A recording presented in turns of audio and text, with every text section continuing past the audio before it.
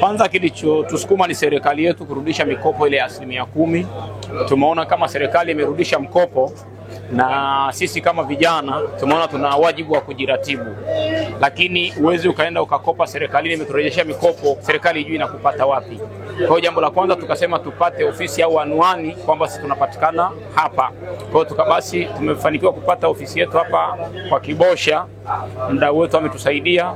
Kwa hiyo tutakuwa tunapatikana hapa. Kwa hiyo muunganiko huu wa umoja wa madereva tunajua ni kundi kubwa, lakini tunaamini umoja wetu ni nguvu yetu ya kwa pamoja kwa ajili ya kuikwamua kiuchumi. Wajibu wa serikali ni kutengeneza mazingira. Serikali imeshatengeneza mazingira ya mikopo ya 10%, na sisi kama vijana tunakwenda kujiorganize, tunakwenda kufaidika na hiyo mikopo. Tunaamini mikopo ambayo haijawahi kutokea lakini imetokea kwenye serikali yetu ya awamu ya 6. Tunamshukuru rais wetu, tumeona ya kwamba amekuwa anaboresha miundombinu kila itwapo leo utendaji sisi kazi. Faini za barabarani ametupunguzia kutoka 30,000 mpaka shilingi 10,000. Kwa hiyo kama rais anawaza, anatufikiria si kundi la maafisa usafirishaji wa kipato cha chini, tukaona sisi ni wakati sana sisi wa kuanza kuwaza. Mazingira yameshatengenezwa, miundombinu imeshatengenezwa, sisi tunajikwamuaje? Mpaka sasa sisi kama wenyewe hatujafanikiwa kukopa mahali popote. Tumekusanya nguvu yetu ya kwa pamoja. Tumechangishana wenyewe kwenye umoja wetu na michango ya tulianza na 500 ya kila siku. Baada ya 500 tukaja 1,000 kila siku. Kwa hiyo mpaka sasa hivi tumefikisha wastani wa almost milioni 54.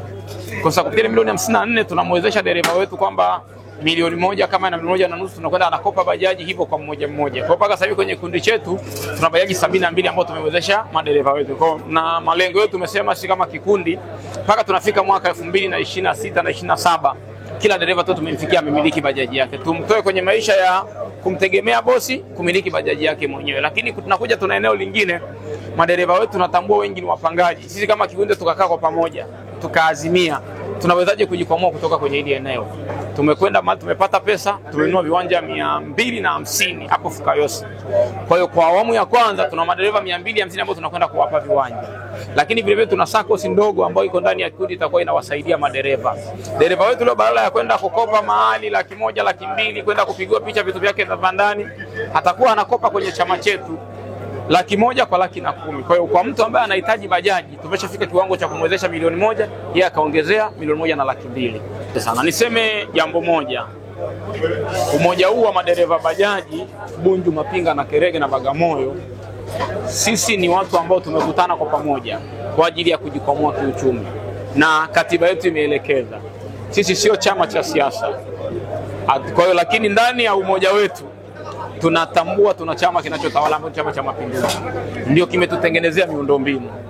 Leo tunapozungumza habari ya mikopo ya 10%, ukiwa nje ya mfumo ni kweli huwezi kuipata. Kwa hiyo sisi kama umoja wa madereva tumeamua kushikamana na Chama cha Mapinduzi kwa sababu ndio chenye mwelekeo wa kukomboa maisha yetu kiuchumi. Kwa hiyo na ndio maana tunafungua ofisi hapa, tumemleta mbunge anayetokana na Chama cha Mapinduzi, diwani anayetokana na Chama cha Mapinduzi. Na sisi kama umoja wa madereva tumejiandikisha kwenye mfumo wa kadi za chama. Kwa hiyo hii iko wazi kwamba tunashirikiana na chama chetu cha Mapinduzi kuona ya kwamba kinatukwamwaje kwenye uchumi. Kwa hiyo tunaamini kwenye mfumo wa chama hicho ndio tunaweza tukajikwamua kiuchumi. Kwa hiyo siasa hatuingii sana kwenda majukwani kupiga siasa, lakini tunaamini nje ya Chama cha Mapinduzi hatuwezi kujikwamua kiuchumi.